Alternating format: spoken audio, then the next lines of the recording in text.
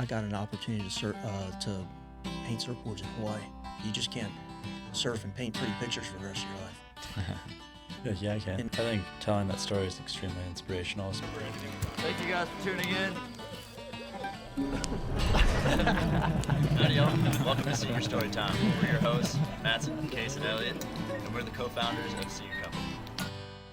Thanks for coming. Yeah. Yeah, I'm stoked to be here. I watched a couple of the podcasts, and what a great format. And yeah, thanks for having me. Of course, we're stoked. Do you live in town? Yeah, I live down by the pier. Oh, sick. Right on. So I have a Ole Hansen house. I have damn. I have one of the oldest houses in San Clemente, maybe the oldest. Wow. That's insane. When was it built? 26. Damn. Isn't Ole Hansen from Wisconsin or something? Yeah, Someone said that. Yeah. Original. That's awesome. He ran for vice president once. Did he really? Did he? Oh, With, man. What a legend. what's his name? Blanken. Nixon, I'm assuming? No. No? It was in the 20s. Yeah. Oh, fuck. So a long time ago. Damn. Wow. But anyway, So his family Wow. founded San Clemente? yeah, he did. Yeah. He personally did. What a How does that legend. even work? Like, how do you... I don't know. I think he was driving from LA to San Diego, and it's halfway. So he was like, man, This place is pretty sick. yeah. So I'm gonna I wish stop I could here. have seen it back then. Damn. Can you think pull it was the all photo of ranch Ole land. Hansen? I just want to see his face. Ole? Ole, O-L-E, right? Like he Ole's has like Tavern. a dozen houses, right? And He's got they're more all than there's numbered? there's like Okay. 200. I almost wish Oh, every house gosh. was an Ole Hansen in San Yeah, Clemente. so They like- just committed. Oh, I'm thinking of the Doheny houses. Yeah. Like, they're all numbered. Damn, look at that guy. Ole Hansen, it's like his style of house is a very specific. I love it. Spanish looking. Yeah, style. I love the Spanish style homes. Big fan. Crazy. But yeah, I've been in San Clemente since 96. So Okay. What were you before that? So I'm originally from South Carolina. Oh, really? Nice. And grew up surfing there. Great place to grow up. And yeah, I used to visit San Clemente to surf in all the competitions when I was a teenager. Mhm. Dang. And yeah, so here I am. Where in South Carolina? So I grew up in Myrtle Beach, South Carolina, Sick. Sweet. and really cool place, a real local place, and you know, a lot of woods, a lot of estuaries, a lot of nature. Are you familiar with Village Surf Shop? Yeah, so I used to work for Kelly Richards. Yeah, Oh, yeah. sick. We were just with them last year. Yeah. Really? They're freaking amazing people. Yeah. Yeah, so that's a good, you know, that's like the people I grew up with. Awesome. So That's Kelly was, you know, there's a handful of people that love to surf and pass that on to the rest of us. And yeah, I used to paint surfboards for Kelly Richards before I moved here.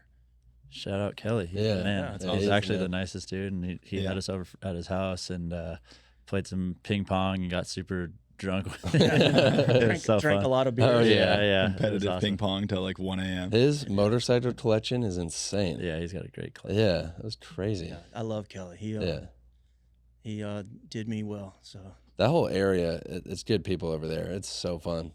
yeah, just people in general, they're a lot nicer. Yeah. No offense to California, but a lot of people have never been outside of California, so they don't know what Yeah. these other places are like. Totally. And so it was kind of hard for me coming from there to, you know, I used to live in Hawaii too, and now here, you know, you find good people everywhere, but Yeah. the South is definitely really nice. Yeah, it really is. And you know, your word is everything. Yeah. So I kind of was still that way and went out into the world and had to discover that not everybody's playing by the same rules. Yeah. Mhm. And but I figured it out. Yeah. Dang. Yeah. So when did you, was that your first artistic like gig, I guess, with Kelly? Was that your first go at it, or how'd you get going? No, so you know, when you grow up, you kind of, you know, you're into the things you're into. Yeah. Like, so for me, it was definitely surfing, and I did art very well, and so you know, you kind of get picked as the person to do things in your high school and whatnot. And I had another good friend that owned Surf City Surf Shop, Mark Allison, and he used to get me to do ads for the newspaper and design T-shirts for him. You know, but you got to think this is the '80s, so you're hand drawing everything. Yeah. And so I'm a real product of that hands-on, you know, environment of learning to draw. And I used to paint my own boards when I was competitive, and then I'd get some notoriety for that. And you know, just like everybody else, I wanted to be a pro surfer too, and I did. I made it to all the nationals and the U.S. championships, and got to travel as a kid, and as being from South Carolina, you know, going to California or Hawaii was like going to the moon. Yeah. And when you come back, you know, you've been exposed to so much more. It's hard to go back after you've seen all these beautiful places.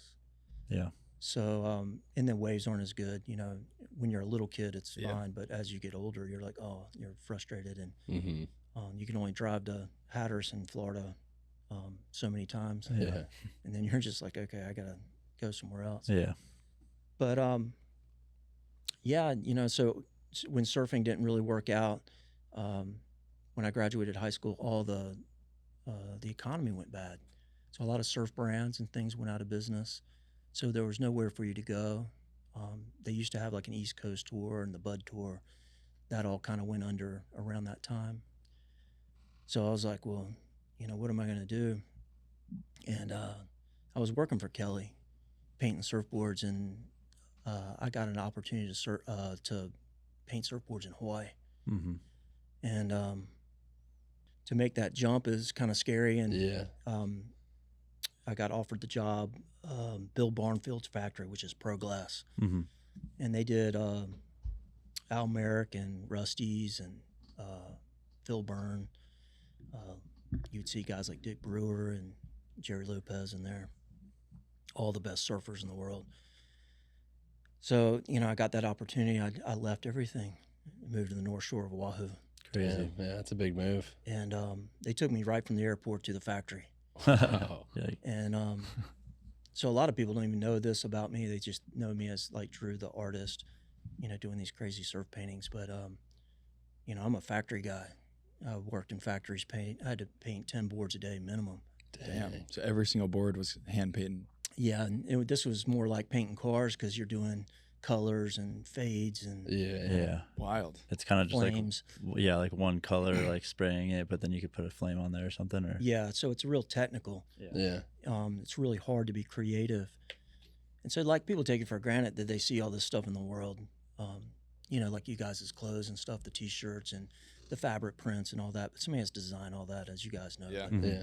But the customer kind of forgets. Mm-hmm. Yeah. And that's what makes surfboards so cool is, you know, you got these people hand making this stuff.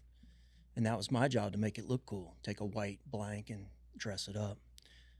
So, yeah, and on the North Shore, you know, I went from nowhere, South Carolina, to, you know, the apex of the North Shore, working for the best shapers and surfers in the world.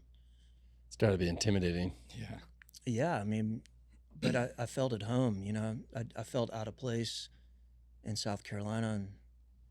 And once I was like, oh, wow, these are my people. And I was really excited to surf big waves. You know, my dream was surfing Pipeline and things like that. And so, you know, I just found myself, I'm surfing Pipeline and Sunset every day, painting boards. Wow. And you know, so in my mind, you know, I hit a home run. Yeah. And, you know, sometimes when your dreams come together so fast that, you know, they're not like, it's not what you think it's going to be. Yeah. You know, it's still work, you know, and it's kind of tough when, you know, your childhood idol owes you money painting their boards, or, Yeah. you know, That is weird. or you find out like some, you know, guru or somebody is not as cool as you thought they were, or, Mhm. Yeah. or you know, you're competing with your idol for waves in the lineup, or it could be anything. But it was a harsh lesson to be thrown into that, and it worked for a long time, and I just really had set out to be happy. And then what's interesting is I was in a really bad pipeline accident. This was, you know, probably about 5 years into it. And I'd surf pipe every day. It's my favorite place in the world. And I was just a little nonchalant. The pack was kind of caught inside, and I was dropping in on a big wave. And I hesitated for a second and just kind of let them get out of the way. And the lip kind of caught my tail and spun me.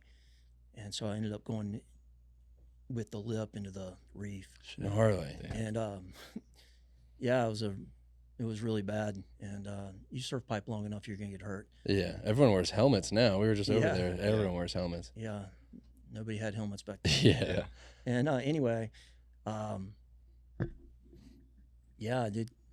It messed me up. I hit this whole left side of my body, but it really dislocated my shoulder and broke my jaw, cracked my eye socket, broke my nose, and I lost my job.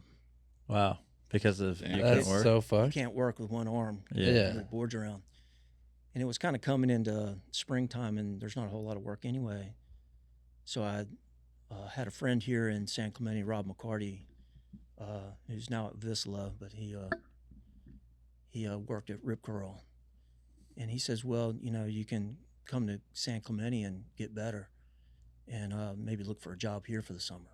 And so that's how I ended up here in San Clemente. Wow. Wow. What Stayed job did ever you get? since? What's that? Stayed ever since? Yeah, I planned on going back. I was just going to come for the summer and make some money. And, Yeah. but what was really interesting is it was so easy to make money here that the opportunity was just so much greater. Mm-hmm. Not that Hawaii's bad, but it's a lot harder to get ahead there. And here there was just so many. I mean, we had all the magazines here. We had all the a lot of surf brands, a lot of factories. I came here to work for Surf Glass. Bill Barnfield's is Pro Glass, and then Ron House had Surf Glass in San Juan. And at the time, that was one of the busiest factories in the world for surfboards. They had 2 shifts that ran 24 hours a day. Wow. Wow. So Insane. from a worker's point of view, I mean, that was what you wanted. Yeah. And they made the Stewart longboards and the Hobie boards, Harbor boards, and lots of different stuff. And that longboard craze in the 90s was they liked a lot of color. So for an airbrush artist, that was fantastic. Yeah. And I didn't have any friends, so I just worked all the time. I didn't have a car, and I was living in Rob's garage. And anyway, my only other friend from the Hawaii, Strider Wasilewski, he surfed for a new shaper, Matt Biolis. And Matt painted boards too. And so Strider told me to look up Matt Biolis. And back then, how did you look him up? Like, how did you get the job in San Clemente or San Juan in the first place? You just flew here and landed, and you're just like, Go to a library. I'm an artist. Yeah. Like, It was pretty much like that. yeah. Yeah, it's actually a funny story because, everybody takes it for granted. You have computers and phones and Mhm. everything now. Back then it wasn't like that. So I used to take Polaroids and photographs of the surfboards, and so I cut them all out of the photographs and laid a collage of them together. And the new machine was a laser photocopier, Uh-huh. so I made photocopies of it and I took them around Oh. trying to get a job. Like a collage kind of. Yeah, Yeah. and I handmade my own business cards. That's awesome. And I can remember somebody making fun of me for it. And I was just like, well, what am I supposed to do? And anyway, I passed those out, and I can remember I kind of struck out a bunch of times, and I didn't have a car, so I couldn't go to San Juan to Surf Glass. I couldn't find it. That was another thing. There's no Google Maps or anything like that, And anyway, I got the job because I walked into Stewart's place, and it's a funny story because, there's somebody working at the counter, and I said, is Bill here? And they said, yeah, well, he's upstairs. And I'm like, okay. So I just started making my way upstairs, and it just so happened as I'm walking up, he's walking down with Henry Ford, and they were having an argument about the fact that they couldn't get their production done because they were down an airbrusher. Are you serious? Whoa. Wait, Henry Ford? Yeah. The Henry Ford? Yeah, Like, that's what I'm thinking too. Wait, like the Yeah, car Henry Ford, or am I tripping? No. Henry. Is that what you're thinking? yeah. Yeah. No, he works in the surf industry. Okay. Is that- It's an unfortunate name. Yeah. Surf Henry Ford. I was Yeah. like, holy shit, what was Henry Ford doing? Yeah, I know. I was like, There's wow, a they. legendary guy here. Okay. Anyway, he ran all the Stewart stuff, and They just I- happened to be talking about an and airbrusher. and I literally bumped into him in the stairs, and I said, well, I'm Wow. here to solve your airbrush problem. Damn, And they destiny. and it was the same thing as when I went to Hawaii. They took me right to the factory, and sure enough, there was boards lined up, and they were like, "Help," and So I remember just staying all night and getting them all done, and so I got the job. And I found Matt. Just I didn't know where he was, but once I did, I found out I was riding my bike past his shop every day. Is that the one that's down? Yeah, Down down by at the train Pico? station. Yeah. Okay.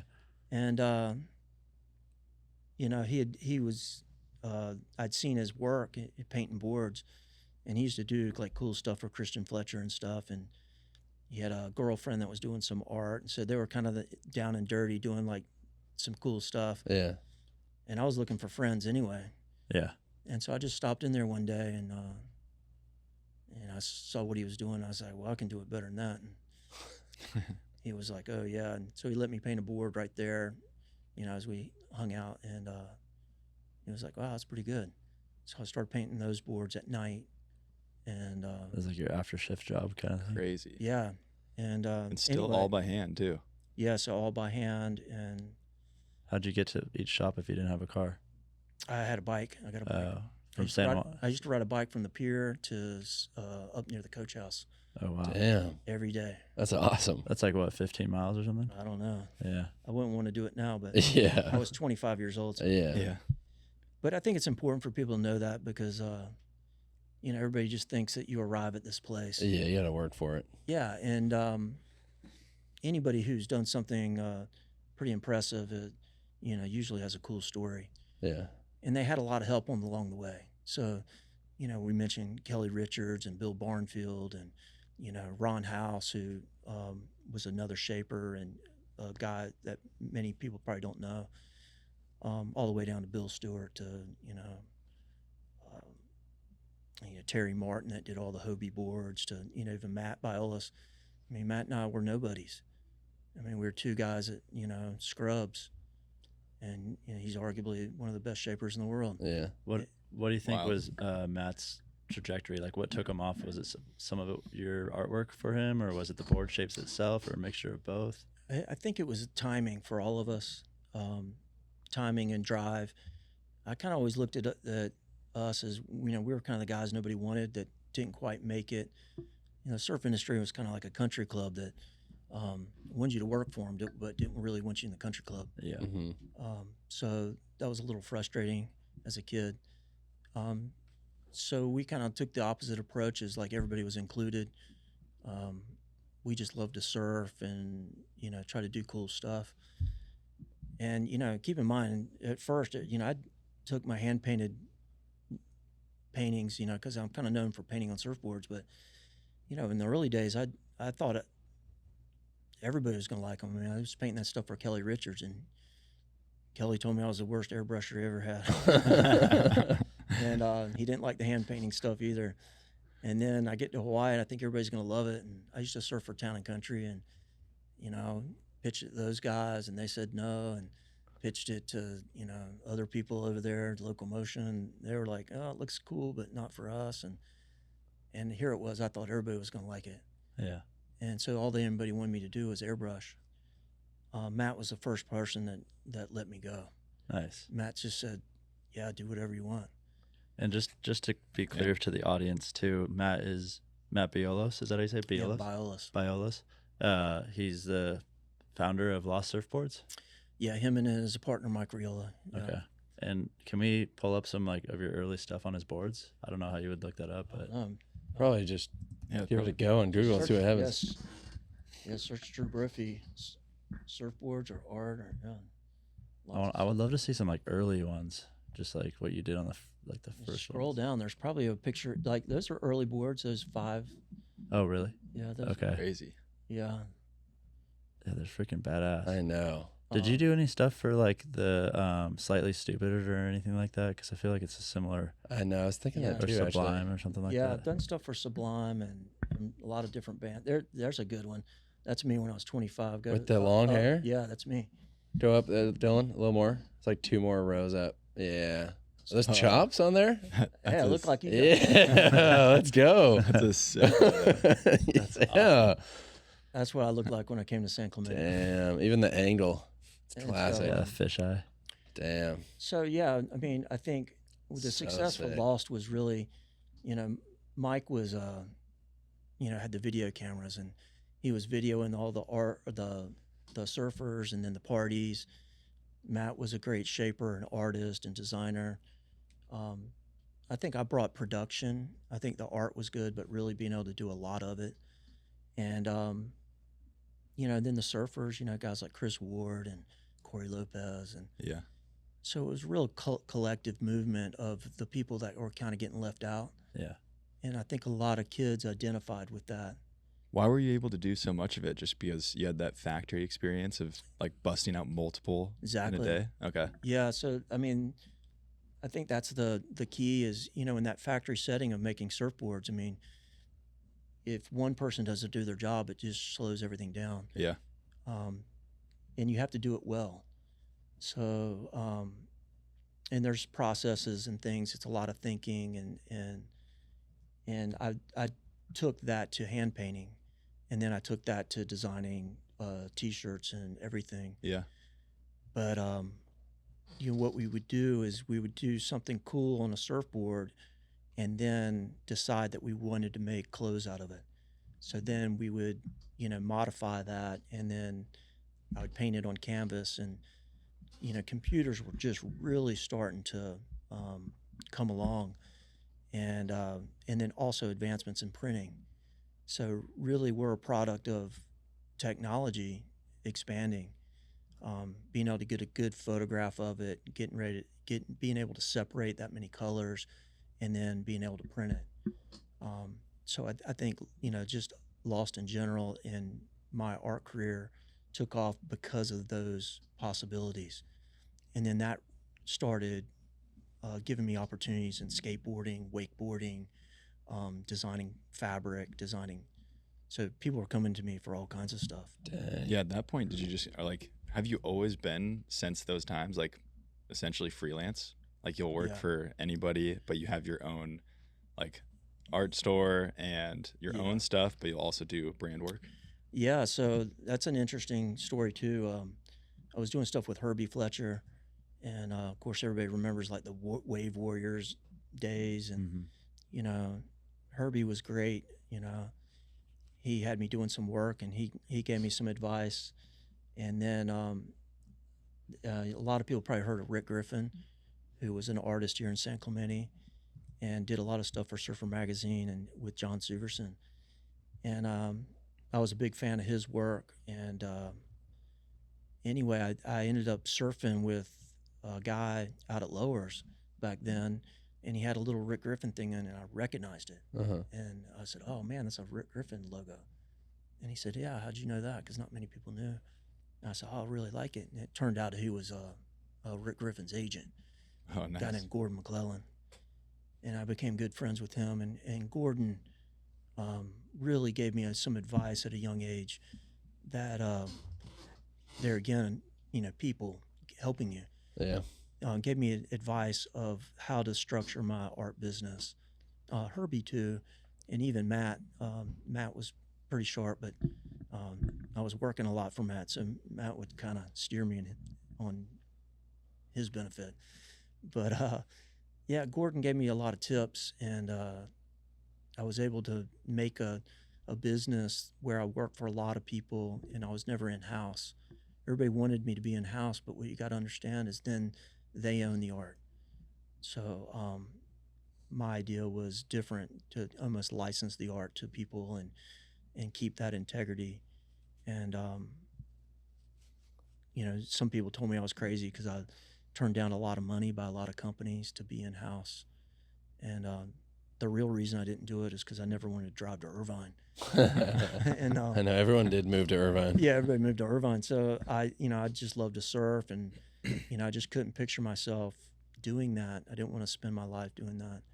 So I did it a different way, and everybody thought I was stupid and crazy. And then all these years later, I look like a genius.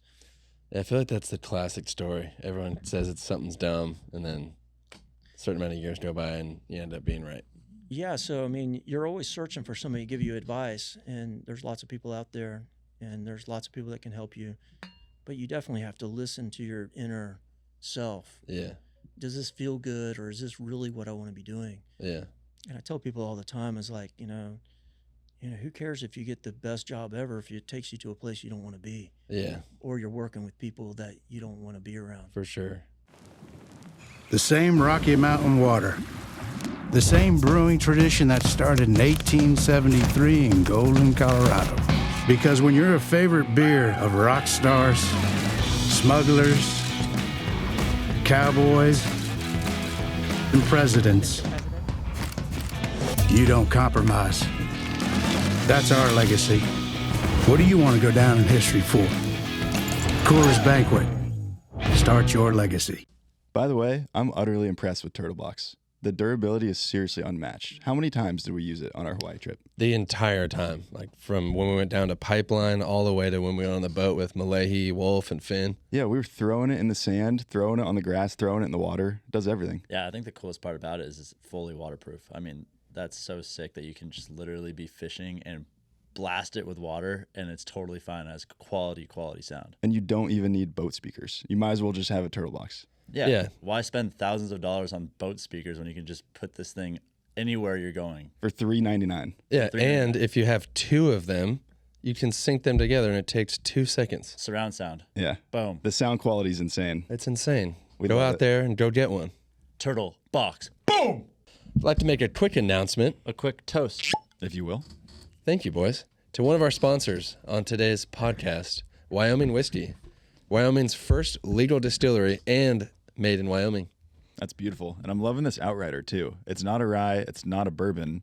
So it makes it really hard to brand and explain, but it is so easy to drink. Yeah, and I heard it's made in small batches, so it just got that extra nice taste that seems a little bit more custom than usual. Yeah. And they really only have to barrel age it for 3 years, but they do 5, which I feel like just is an extra touch to it. Everyone loves extra credit. You know what I mean? Everyone loves the You extra can credit. taste it. Yeah, you can. You really can. And like Wyoming it's just a naturally beautiful, wild place, and I kind of get that taste from this whiskey. Yeah, I Cheers couldn't to agree that. more. Cheers. Cheers. So, it's balance. Everything's balanced. I saw on the website that Dylan was scrolling through that it has a lot of like ancient wisdom and things like that. And even when you were saying earlier about you moving to Hawaii, like you were kind of just like trying to find happiness Yeah. and things like that. Like, did you always from a young age have that sort of like, I don't know if like spiritual is the thing, but yeah, it says like create your sacred space. Like, Yeah. did you always have that sort of backbone? Yeah, I did. I like I said, I grew up in South Carolina around nature. Uh-huh. So I spent a lot of time in the woods.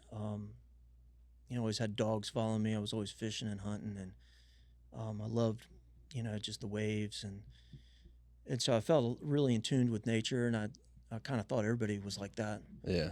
And then once I got into high school, I realized they weren't, and so it really bothered me to kind of being around people that were, for lack of a better term, disconnected from it all. Mm-hmm. And that's why surfing was so great for me, And when everything didn't work out, I can remember I'd been traveling all year, my senior year, and here it was, I'd had accolades in surfing, and I'd missed too many days, and the school wasn't going to graduate me. And I'm like, man, if I was like a star football player, you'd be giving a parade for me. Yeah, they wouldn't Yeah. care. Yeah. But they don't care about surfing. Yeah. And then I was a really good artist, and I got into all these art schools, but I couldn't afford to go. And I'm like, well, nobody cared about art either.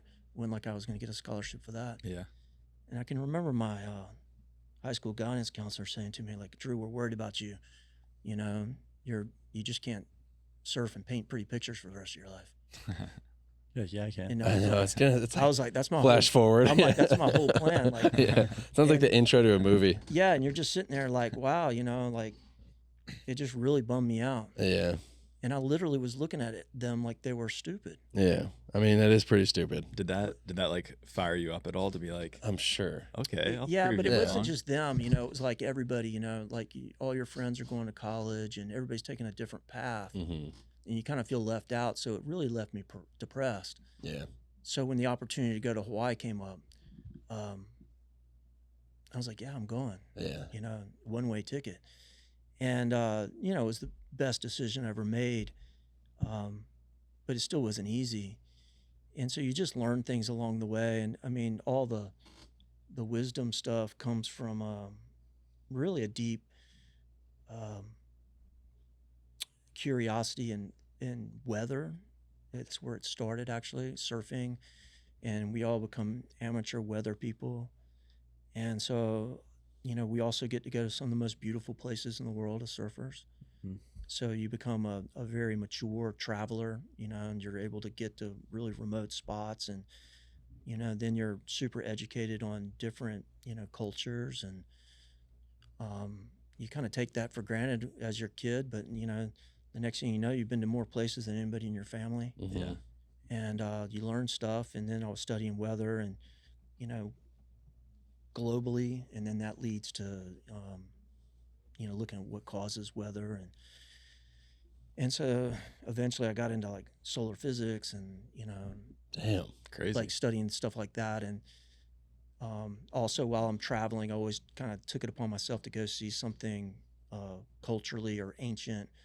You're down in Peru and surfing, places like Chicama. Well, there's places like in Trujillo that had these ancient cities like Chan Chan. And Did you know- pull that shit up, by the way? You're getting me fired up right now. Yeah. I'm trying to see some shit here, yeah, dude. but even in Tahiti, I was surfing chopus like years and years ago, and I found this rock, wall up on top of the mountains there, and then they find out people have been there for so long, and you're like, wow, you're kind of tripping on this thing. Yeah, Bialis and I were at Chan Chan. What Crazy. the hell Are is there waves that? here? That thing's right by the beach, yeah. No way. And so, What is that, like sandcastles? no, it's That's sandcastles, guys. no, it's. That looks like extremely case. detailed. But so sandcastles. you just get into this stuff, and Wow. so everywhere I went surfing, I tried to go somewhere that was, Damn, Well- that's deep. how long people have been here and that kind of stuff. And That's awesome. Most people are just getting drunk. That's great, honestly. That's a smart. yeah, Bialis and I were there with like some not Mexican, Peruvian dude that we Damn. paid, and he didn't speak English, so he wasn't much help. Just We like were only sandcastle? We were only 3 people there. But Did you find out anything? Wow. What? That's insane. What's How those old is this Are shit? insane. Yeah, this is blowing my mind right now. Yeah. I mean, in a way, those are like man-made sandcastles right Is this there. ancient I mean, alien it's shit? in a way. I they're guess. mud bricks. Mud bricks. But Wow. yeah, Okay. now Change then I it. just started spending my life, going to places like Egypt, and That's insane. so You went to Egypt? yeah, I spent a month in Egypt. That was pretty interesting. Just straight up for ancients. Like you didn't try and surf or anything. I wanted to surf in Alexandria, but Damn. I found out the waves weren't going to be any good, so I figured it wasn't worth it. Yeah. There is swell up there though. Yeah, there's waves. Really? Wow. Did you find out a little bit like what these were built for, like the smaller ones? This was a city. So this city was a walled city. What a beautiful city to live in. And, I'd be so down for my neighborhood to be like that. Yeah, and so Would you though? I would. That's fucking awesome, bro. You're walking around. we went back there. We were there in the '90s. So Matt and I used to What? travel around the world setting up licensees. So we spent a Damn. lot of time together surfing and traveling, and Crazy. so those were good times. Damn.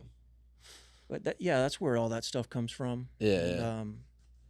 Wow. So you've always been interested then, it seems like, because your art obviously has like a, I don't even know if like psychedelic's the right word, but it definitely has like a abstract yeah, energy to it. and that goes back to being real in tune with nature. Uh-huh. I never did psychedelics my whole life. Never even smoked weed, and everybody looks at my paintings and thinks I'm smoking weed. Well, also like Sublime too. That probably adds Yeah. to it too. yeah, doing stuff for Sublime. Yeah. But yeah, I'd never had even tried psychedelics until last year, Oh, really? and so I took psychedelics for. What'd you do? I pretty much did about everything in the past year. Damn. For PTSD from all the trauma I had from my hospital stay. Yeah, what happened with all that? You were saying that before we started filming.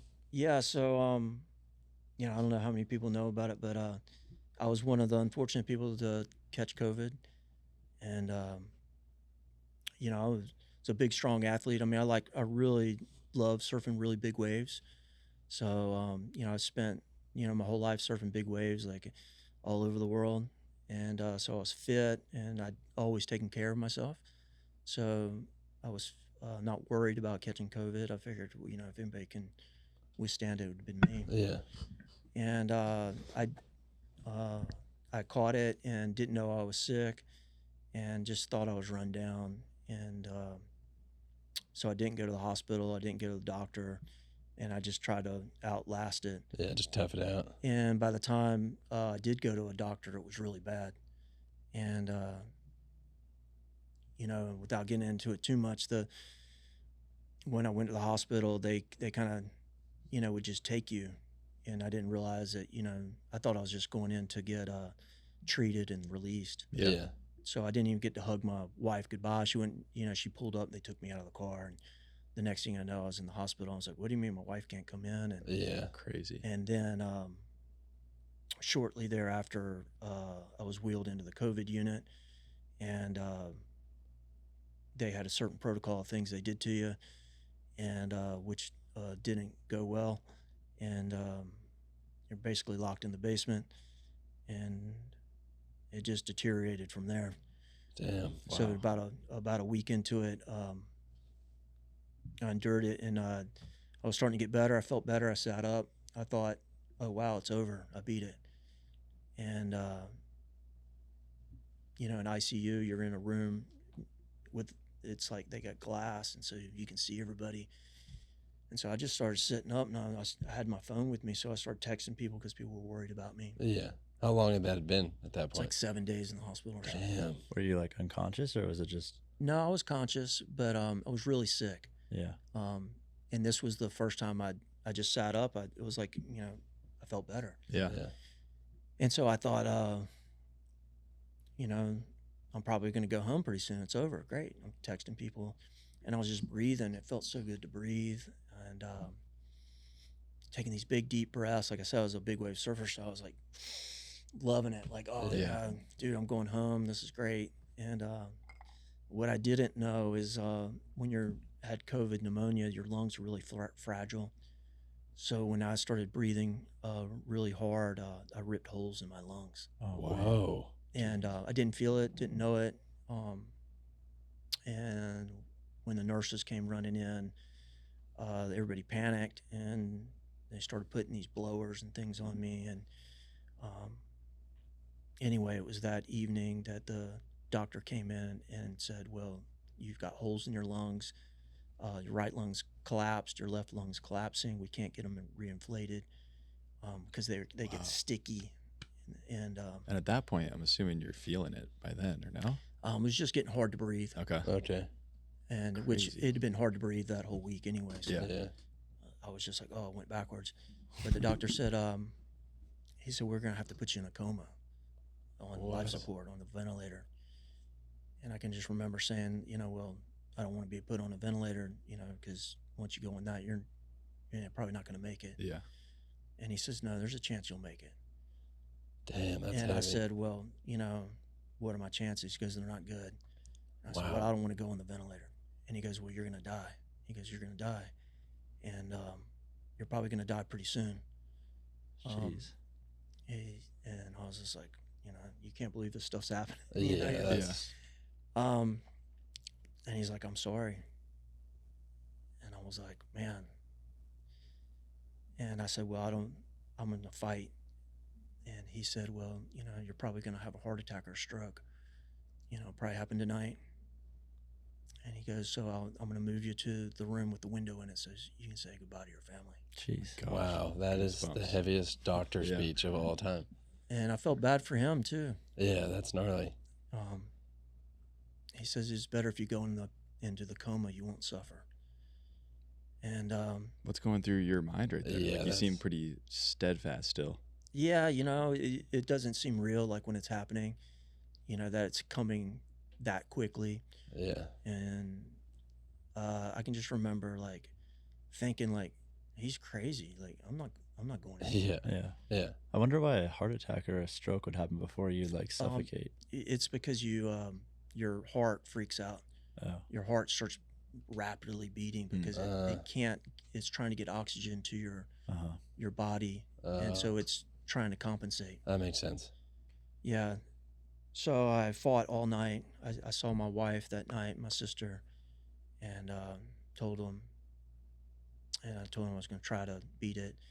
By morning, I'd stayed up all night sipping air, and I realized I can't stay up forever. Yeah. So I had to compromise and go into the coma. And I told my wife, I said, look, I'm not afraid. I got this. I love you. Don't let them turn the machines off. And they gassed me. And Damn. a few days into it, they were wanting to turn the machines off. They said I was gone. And my wife stuck up for me. You know, a lot of people don't know the details of all this. Pretty gnarly. Yeah. Super gnarly. But the short version is I had a very profound near death in the coma. I was in the coma for 28 days. Wow. My wife fought for me, and the doctors, you know, wanted to turn it off. And I woke up. I was totally paralyzed, locked in my body. I'd lost over 100 pounds. Whoa. Oh my And God. they said I needed a lung transplant. I was denied the lung transplant. So then they said, well, you're going to die again. And so this 4.5 month hospital nightmare started. It was brutal. And each prognosis was just as bad as the last one. And long story short is we beat all of it. Damn. I'm here. That's Crazy. That's powerful. I had to learn to walk, talk, eat, swallow, everything all over again. And then I had to learn to surf again. How was that? That first wave must have It's- been it's- insane. Yeah, it was pretty amazing. It's on Yeah. YouTube. It's pretty Oh, is it really? Do we find that? That sounds Yeah. so Yeah. good to watch. It's on. I think it's on my Instagram. It's an incredible story. Yeah. Wow. Thank you for sharing all Yeah. of that. Yeah. So I'm not sure, you know, what I'm going to do with it, but yeah, it's probably on the Instagram somewhere. Are That's, you? that's me surfing Totos at the top. That's Nice. a big wave too. Yeah. Yeah. Is that recent or is that? That's a pipeline last in March. Damn. So you're back at it. So 2 years to the day I went surfing that little. Wow. That's it right there. Damn. That must have been. Oh. No. So No. I'm curious about your. You said you had a near-death experience. Yeah. Yeah, there's nothing to worry about. Yeah. I Oh, wanna know- yeah? I want I to know know. about it. It's seamless. Yeah. It's beautiful. I picture it being like your art, honestly. That's probably a compliment. Yeah, you know, it's so unarticulable. You do your best to try to describe it. Yeah, this is the first wave I caught. That was me. Dang. Wow. That was me learning to walk again. Gnarly. That was me trying to. Damn. Good for you, man. Wow. So And this was a year and a half ago at this point? it 2 years. Wow. And you. Wow. You are fully back at it. Seems Yeah. like, bro. You're in shape. Yeah. Good for you. Yeah. But awesome. yeah, there it is. I didn't think I was gonna be able to stand up. I thought Damn. I thought that I was just gonna belly it in. I just wanted to be in the water because I wasn't supposed to be off oxygen. And I said, fuck it, you know, I'm going. And, Damn. I was like, I got to do this. I had to wear a life jacket. I couldn't raise my arms. I couldn't swim, which Wow. that's a little scary, but Yeah, Yeah. sure. Did you have your? Wow. Do you still have your current lungs? You didn't have to get a transplant. yeah, I didn't have to get a transplant. Wow. I They just I heal? healed my body. So I was trapped in my body trying to fix it from the inside. Wow. And I Wild. mean, you look incredible now. Like Yeah. you never know. 2 years later, that's Yeah, just straight wild. up. Yeah, it's unbelievable. that's the power of the mind and the body. Totally. And that's what the near death showed me. The near death was just shows you who you really are and how powerful and limitless you are. Yeah. So when I could hear the doctors and nurses telling me I was going to die, and I was trapped in there, and I said, I can keep this body alive forever. You have no idea. Yeah. They were just like, damn. Yeah. Drop the mic and walk They- out of the they- hospital at that point. They were like, oh, well, he should be dead tomorrow. We'll have this room for somebody else. And I'm just like, nope, I'm going to still be here. Damn. So in the coma, were you able to hear certain things? Or? You know, at certain points, they have you on heavy drugs like propofol, fentanyl, pentobarbital, which totally just sends you out of your body. Mm-hmm. So there was moments where I would wake up and they'd shut me back down. And each time they shut me down, I thought I was going to die again. But yeah, the near death is just so weird. It's just like all of a sudden you just popped out. You just realize, oh, I'm not that. What am I? Damn. And it's like a remembering. So you had like a consciousness kind of thing, like were there colors and I'm like trying to get a visual in my head. It's not something you see, it's something you feel. Gnarly.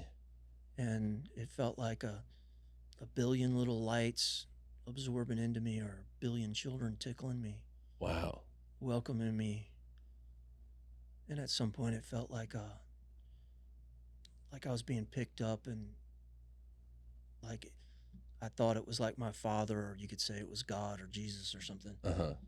But to me, it felt like when I was a little boy and my father was picking me up. Damn. And all I could think of was like, oh, thank God he's got me. Yeah.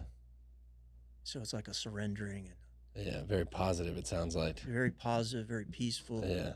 very welcoming. And I say it's like a remembering, because you feel like you're everything and everyone in that moment. Yeah. And it just keeps going, and it happens fast. It was like 1 second I was like, I'm not the body. And then like, oh, wow. And then just like a balloon blowing up into, Wow. Yeah. you know. So how was that coming from that back to Earth, if you will? Yeah, that's a good question. It was awful. Yeah, right. So that where it stemmed the psychedelics to try and like get the like neurons maybe firing back or something. Like what was that like? Yeah, I was offered the psychedelics. It was a medical program. It wasn't like just MAPS kind of thing? It was designed by a group of doctors, and it was done under supervision. It was filmed, the whole thing. Yeah. It wasn't like some loosey-goosey thing. Yeah, yeah. And, Yeah, they got a lot of programs now, I think, on that, like MDMA or something. Yeah, and it was amazing and bewildering at the same time. Very similar to the near death. Yeah. But the near death was much more. The psychedelics, are comforting too. It just leaves you, there's nothing to worry about. It gives you a lot of confidence in yourself. Yeah. It gives you a lot of compassion for a lot of other people. It makes you super connected. So, Do you think that helped you out of your situation and like made you realize that you can fight and be back where you're at now? Or the near death for sure. Yeah. The near death gave me everything I needed.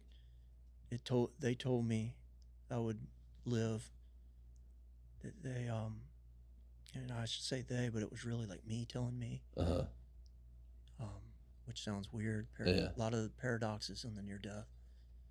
You feel like yourself, but you feel like everyone. It was like me telling me, but it was God or something.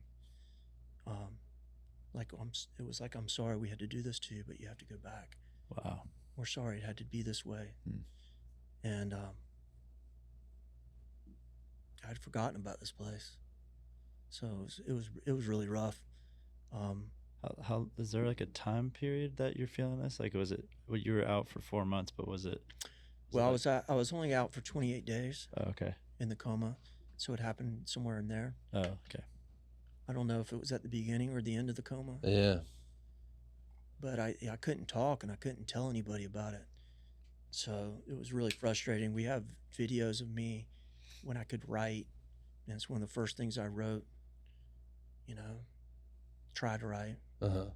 And then eventually they put a thing in my throat so I could talk, because I had a trach where they put this little thing in there.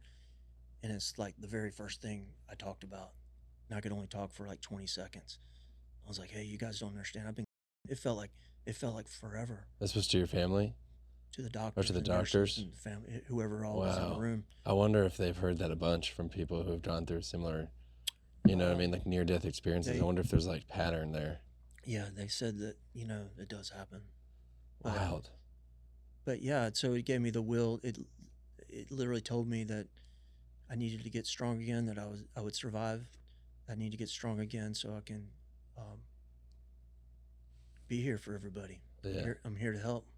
I'm not sure what I'm supposed to do, but Well, I Yeah. think telling that story is extremely inspirational, especially to see how, back into it you are. And so people that are in these types of scenarios, wherever they are in the world, like you can fight and come back and be a good. Yeah. Yeah, the power of the mind. Yeah. You know. yeah, I mean, I think that's the biggest takeaway from it is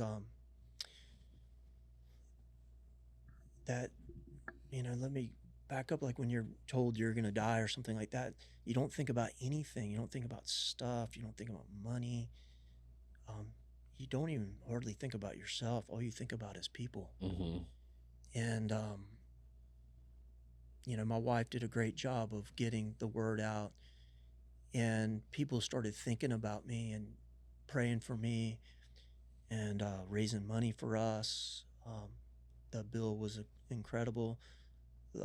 The amount of money it cost for me to rebuild my body's been incredible. And it came down to people.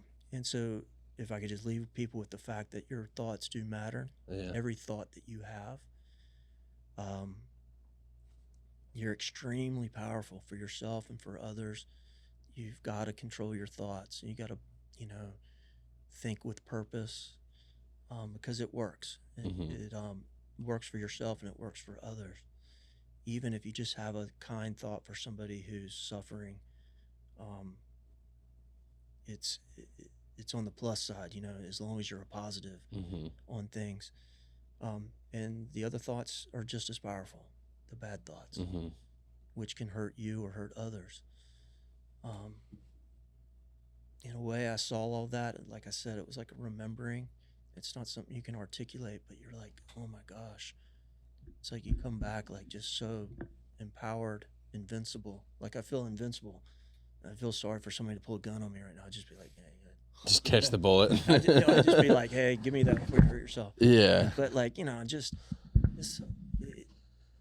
the beauty of people coming together, the San Clemente community, Mm-hmm. the surf community, to all the guys in the surf club, they did a lot for me. My own friends, everything kind of like every good deed I ever did in my life came back for me.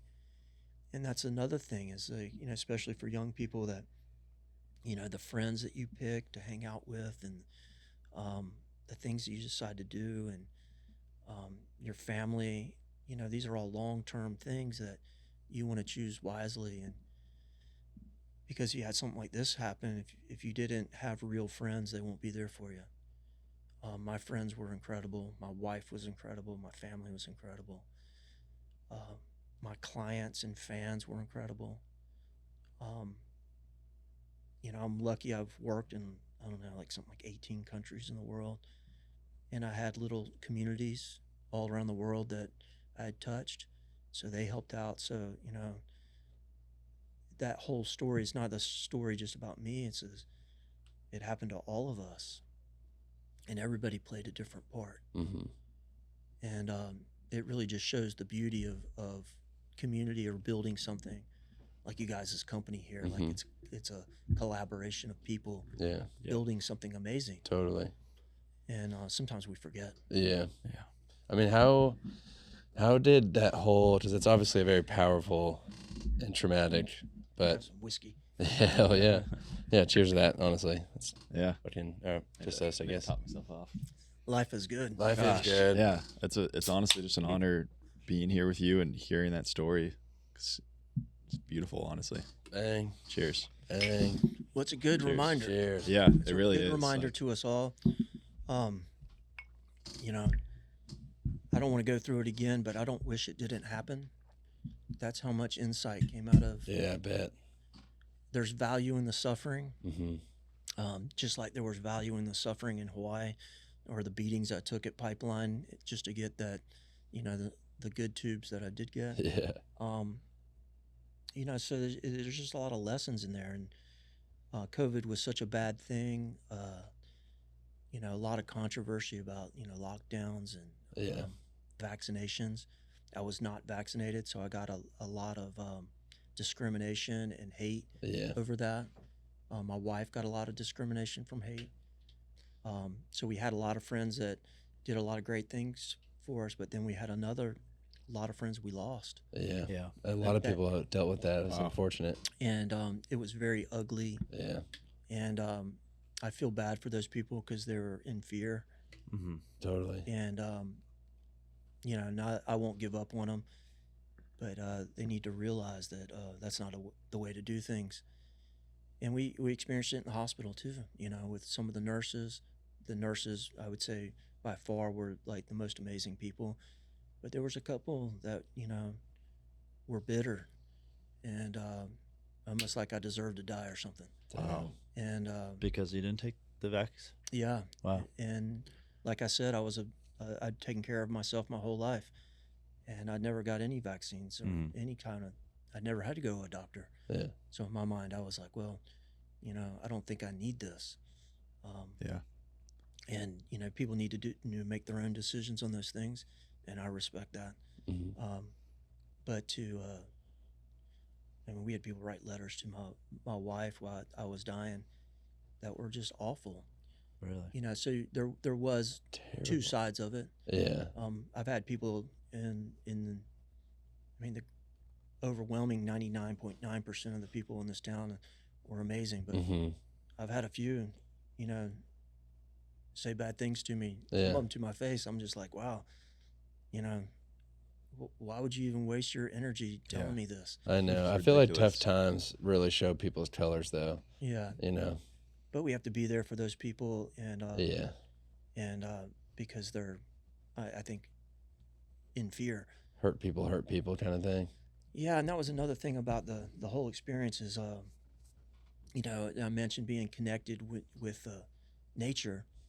I always felt connected, and I think that's really what the near death showed me is the difference between feeling connected or, to others and to, the surf community is great. Once you kind of meet everybody there is to meet, they're a really small group of people, and you find and when you travel and you find out the people are the same everywhere. They're amazing. So surfing's really given me a grand sense of connection. And you forget there's a lot of people out there who feel alone. They feel disconnected. Mm-hmm. And that's kind of what the near death showed you is you're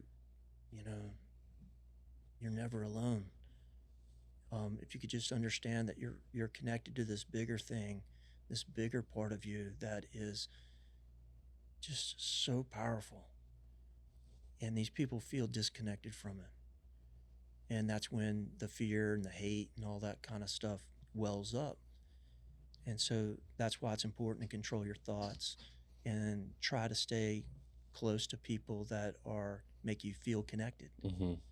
That's what family's so great about, or good friends, or this type of work environment. Yeah. Nobody wants to feel left out, or nobody wants to feel like they don't fit in. So we got to make a better effort to make the people that are disconnected or hateful fit. Yeah. And that's the only way you can do it. You can't fight negativity with negativity. It doesn't work. Mm-hmm. So you have to be patient and wait for them to kind of wake up and say like, "Hey, we've been waiting for you the whole time." That's what it felt like when the near death. Mm-hmm. It was like billions of entities, or the other greater part of me was like, "We've been waiting for you. Mm-hmm. We've always been here." Sounds beautiful. Yeah. And It does. and I think my art does show that. Now I look at my art and I'm like, "Oh my gosh, I knew all along." I know. That's Yeah. what made me think that just from seeing that, like, wow, that's crazy that you didn't do any psychedelics or anything. It's just kind of natural. And I know there's like the pineal gland, right? And there's DMT up in there. So I'm sure there's some connection, right, up in there. But even the sacred geometry, like I'm Jewish, and there's a part of Judaism called the Kabbalah, I want to Yep. say. Mm-hmm. And that one on the left, it's gone now, but the one on the left previously, whatever that was, Yeah. it reminded me of that, or the sacred geometry and whatnot. There's a lot of that in it. Well, I started studying that due to the fact that I was studying physics, and as an artist, the only way I could comprehend it was to draw it.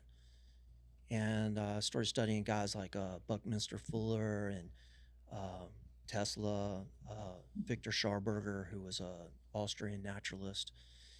And, in I pay attention. I'm highly present. Mhm. That's also something that everybody should practice. Yeah. And you start seeing these patterns in everything, and those patterns, once you see them, you can't unsee them.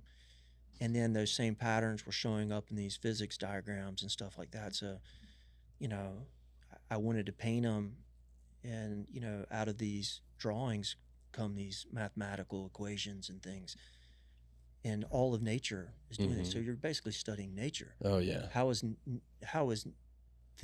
things manifesting into the world?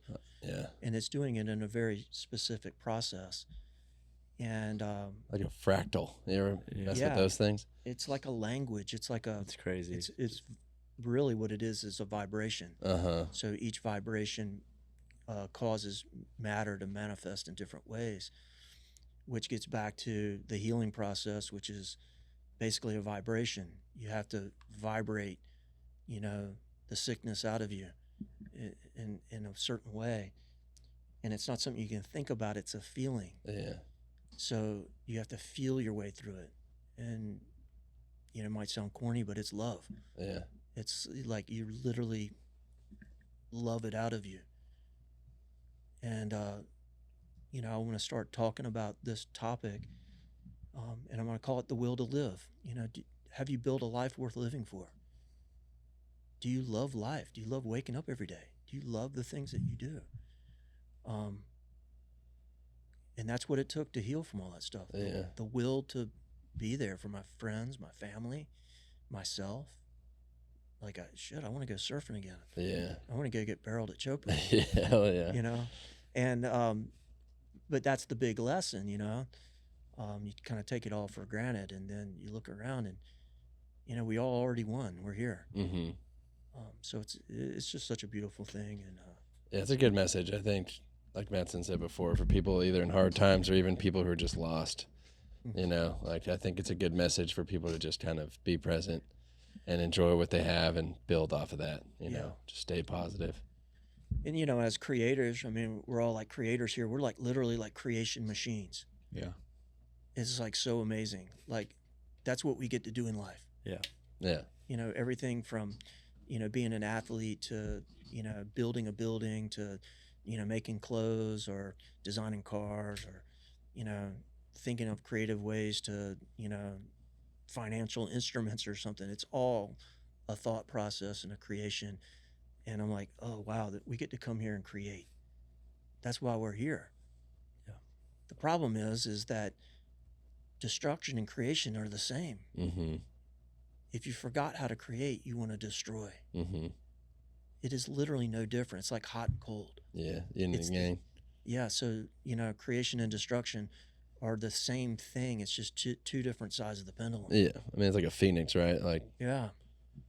And that all came out of the near death too. It's like, holy smokes. So do you want to create stuff or you want to destroy stuff? Take creation every time. yeah. Mhm. Unless you're Hulk, right? Yeah, I guess so. The Well, sometimes, one guy where it's cool. well, kind of like a remodel. Like sometimes you got to destroy stuff. to Yeah, make you got it a new. demo. Yeah. That's a whole industry. But that's a creation process too. That's That's true. that's what we are. There's no death. Or demolition derbies. That's another one. Yeah, but like Hot Wheels. there's no death. You're like, it's just a transition, building into something better. And so, as an artist, I look at my whole life as made sense to me in this, experience. And now just like, oh wow, okay, so all I got to do is, surf and paint for the rest of my life. Sounds good to me. Sounds great. Yeah. Beautiful. Yeah. It sounds like maybe you should like write a book too. Yeah. I don't know if that'd be that's cool. what you were like Yeah, leaning towards with the will to live, but I really just, I want to tell people that want to listen. So maybe do some talking on it. I know my wife's writing a book about her experience, which was just as awful as mine. And it's called COVID, A Love Story. How she didn't give up on me. Wow. So, that will be an interesting book. Maybe I'll do a follow-up, but Yeah. the story, it almost feels like it happened to somebody else. wow. And I think it can help a lot of people, especially referring to that time period and that subject matter, a lot of healing will come out of it. And also, I'm like a witness for people that didn't make it, Yeah. because I went through it. I mean, I had to tell my family goodbye through the window, and so many people did. And I witnessed what happened inside. I watched like lots of people die, and I saw the pain on the nurses and the doctors. I mean, they were handed a bomb that they couldn't defuse. Yeah. And so, I feel like I witnessed something and came back from it, and that in itself is a gift as well. So I hope I can do right by it, Yeah. I'm here, so a lot of people, including doctors and nurses, made that happen, and all the people that prayed. So if you prayed for me out there, thank you very much. It helped, it worked, and we're all better off for it. Mm-hmm.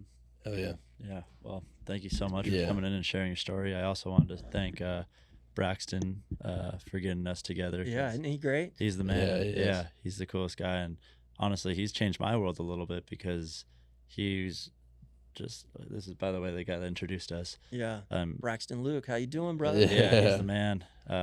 He's at my gym, and was one day just like stretching and doing all these crazy stretches, and I was like, "What Yeah. are you doing, man?" He's a like, rubber man. "Yeah," and he's like, "Dude, you got to open up your hips," and he showed me this whole routine, and I was like, "Okay," and now I do it every morning yeah. for like 30 minutes or more. And Well, we'll it's be just- chatting in the office, and he's just squatting or Yeah. just stretching out. Yeah, so shout out Braxton, Yeah. thanks, dude. Yeah, that's another thing. I mean, you got to take care of this body. Yeah. Oh yeah. All those people out there that are, this thing will wear out if you don't take care of it. Oh yeah. I will never take it for granted again. I never had to go to a gym, and now I have to go to the gym, and I have to actually think about it.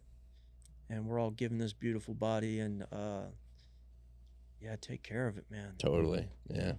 Well, you're a huge inspiration, not only in the art Yeah. world, but also with your story. So thank you so much for sharing it all. Yeah. Thank you very much. Appreciate that. I'm glad this worked out. Life Yeah. is good. Yeah. Life is good. Yeah.